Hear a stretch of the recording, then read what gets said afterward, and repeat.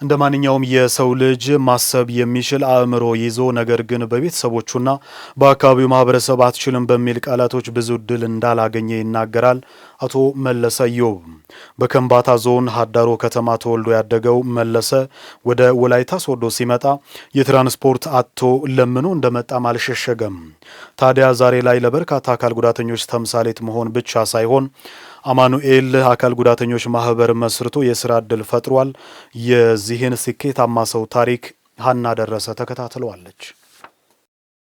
ወላጆቹ አካል ጉዳተኛ ስለሆነ ብቻ አትችልም ብለውታል። ይህ ግን እሱን አልሰበረውም። መለስ ኢዮብ ይባላል። የአማኑኤል አካል ጉዳተኞች ማህበር መስራችና ሰብሳቢ ነው። መለስ አካል ጉዳተኛ የሆነው ሲወለድ ነው። ከዚህ ጋር ተያይዞ የማህበረሰቡ አመለካከት አስተዋጽኦ አሳድሮበታል። ሁለቱም እግሮቹ በተፈጥሮ ጉዳተኛ በመሆናቸው ክራንች መጠቀም ግድ ሆነበት። ይሁን እንጂ ክራንች ማግኘት ለመለስ እንደዛሬው ቀላል አልነበረም። እንደማንኛውም የሰው ልጅ ማሰብ የሚችል አእምሮ ይዞ ነገር ግን በቤተሰቦቹና በአካባቢው ማህበረሰብ አትችልም በሚል አድክም ቃል ብዙ እድል አላገኘም ነበር። ይሁን እንጂ መለስ ነቃ። ለኔ ያለሁት ራሴ ነኝ በማለት ጨክኖ ተነሳ።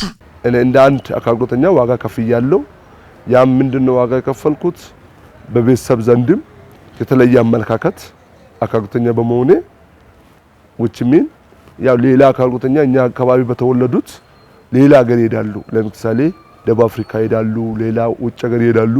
አካል ጉዳተኛ በመሆኔ የትም አትሄድም የማለት አመለካከት ነበራቸው።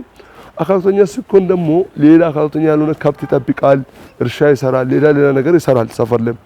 እኛ ደግሞ አካል ጉዳተኛ ስንሆን ምን ይሰራል? ያው ቁጭ ብሎ ምግብ መብላት ነው፣ ወጥቶ መግባት ነው፣ ቢማርም ትርጉም የለም በማለት ትኩረት አይሰጥም። ያም በእኛ ቤትም ያለ ነገር ሆኗል። ኢቭን አቅም ያለ ቤተሰብ ሆኖ ገንዘብ ያለ ቤተሰብ ሆኖ አካል ጉዳተኛ በመሆኔ ብቻ የተለያዩ አመለካከቶች የታዩበት ሁኔታ አለ። ክራንች ተሰብሮብኝ ክራንች እኔ ለሌሎች የሚያመርተው ክራንች እግዚአብሔር ረድቶኝ ክራንች ተሰብሮብኝ ለ2 አመት እንጨት ውስጥ ከትቼ ስራመድ ነበር። በከምባታ ዞን ሀዳሮ ከተማ ተወልዶ ያደገው መለስ ወደ ወላይታ ሶዶ ሲመጣ ትራንስፖርት ሳይከፍል ለምኖ ነበር የመጣው። ክርስቲያን ሆስፒታል ገብቶ እርዳታ ጠየቀ። እንደ እድል ሆኖ ተቀበሉት። ነፃ ሕክምናም ሰጡት። የሥራ እድልንም አመቻቹለት። ታዲያ ከብዙ መታተር በኋላ ያገኘውን እድል ብቻውን መጠቀም አልፈለገም። ለሌሎችም አካል ጉዳተኞች መትረፍ ችሏል። ወላይታ አካባቢ ያለውን ነገር በመጠቀም እውቀትንም የወላይታ ልጆችን በመጠቀም ከኔ ጭምር እቃውንም የወደቁትን እቃዎችን በመጠቀም ዋይኖት ብዬ እነ ብራኑ ቤት እዛው አካል ጉዳተኛ ልጅ አላው ቅድም ያልኩት ፋዘርን አሳመንኩና ለልጅም ስራ እድል ፈጥራለሁ፣ ግቢንም አከራይልኝ። ይሄ ግቢ እኮ ትርፍ ነው ፍለፊቱ አልኩ። ይሆናል እንደነማ ነው እንዴ በዚህ ግቡ በዚህ ወጡ አልኩ ነው። እሺ ተከራየው። እዛው ስራ እድል ፈጠርኩ።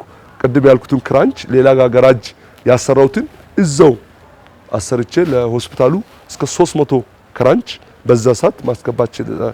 ያ ማለት ምንድነው? ከሮ ማቴሪያል ከውጭ አላስመጣንም። ከውጭ መምጣት ስላልቻለ ነው ብዙ ዶላሮችን ብዙ ገንዘቦችን ማትረፍ ይችላል። ዘ ሴም ታይም እዚህ ሲጠይቁኝ ለነበሩ አካል ጉዳተኞች ስራ እድል መፍጠር ይችላል። ዛሬ ላይ በራሱ መኪና ሲሽከረከር የምናየው መለስ አንድ ክራንች ያጣም ነበር። ይህ ታዲያ ለበርካቶች ተስፋን የሚሰጥ ሆኖ ተገኝቷል። የኔ ስኬት ወይ የኔ መንቀሳቀስ አሁን ሳይሆን ከ16 ዓመት ጀምሮ ብዙዎችን ሞቲቬት እያደረገ ነበር። ለምን ምንም ከሌለ ቦታ ሞተር ለምን አሰረም ብዬ ሞተር ሞዲፊክ ሞተር ምናልባት ድሮ አይታችሁ ከሆነ ይተቀም ነበር። ዋይ ኖት ምንም ከሌለ ቦታ ዊልቸር ሲጠቀም ነበርና ሌላ አካል ጉዳተኞች እኔም እንደዚህ ሲያድግ እንደሱ ሆናለሁ፣ እኔም እንደሱ ሞተር ቢያገኝስ፣ እኔም እንደሱ እንዲህ ቢሰራ ይላሉ። መለስ ተምሳሌት ከመሆን ባሻገር በተጨባጭ ለበርካታ አካል ጉዳተኞችና አካል ጉዳተኛ ላልሆኑ ወጣቶች የሥራ ዕድል መፍጠር የቻለ ነው። ይህንንም ከራሱ አንደበትና ከተረዱት ምስክርነት መስማት ማየትም ችለናል። እኛንም አደራጅቶ እስካሁን እኛ እንደም በጥሩ ደረጃ እስከምንደርስ ድረስ እያገዘ እኛ ብቻ ሳይሆን ሌሎችንም እያገዘ ነው ያለው። እዚህ ያው ስራ ተነሳሽነት ባልሽው ስራ ወዳድ ነው። በጣም ስራን ፈላልጎ ከሌላ ቦታም ያለው ማንኛውም ስራ እዚህ ጋር እኛንም እያሰራ ለራሱም እየሰራ ነው ያለው። መጀመሪያ ራሳችን ለለውጠናል፣ የራሳችን ቤተሰብ ቀይረናል።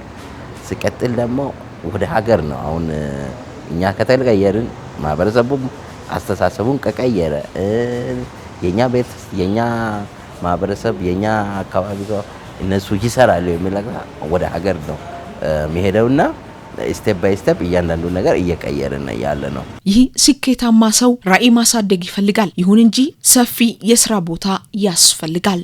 ከጥሬ እቃዎች እንደዚህ ቅድም የምታዩትን ዊልቸሮችን ማምረት ከቻለን ክራንች ማምረት ከቻለን ነገ ደግሞ ትልቅ ኢንዱስትሪ ቢኖረን ትልቅ ድርጅት ተቋም እንደዚህ አይነት ቢኖረን አካል ጉዳተኞች የሚሰለጥኑበት ቦታ እንደ ቴክኒክና ሙያ አካል ጉዳተኞች ኤክሰርሳይዝ የሚያደርጉበት ቦታ አንድ ከአንዱ ጋር ወጣቶችም አካል ጉዳተኞች ብቻ አይደለም ሌላ አካል ጉዳተኛ ያሉትም ከአካል ጉዳተኛ ጋር ሆኖ ፍቅርን የሚያሳዩበት which means ሲሰሩ ኦኬ ነው እንደዚህ ነው የሚሉትበት የሚገናኙበት አሁን እውነት ለመናገር ብዙዎቹ ታፍኖ ነው ያሉት። አካል ጉዳተኛ መሆን አለመቻል አይደለምና የሰው ልጅ ለውጥ ካስተሳሰብ ይጀምራል።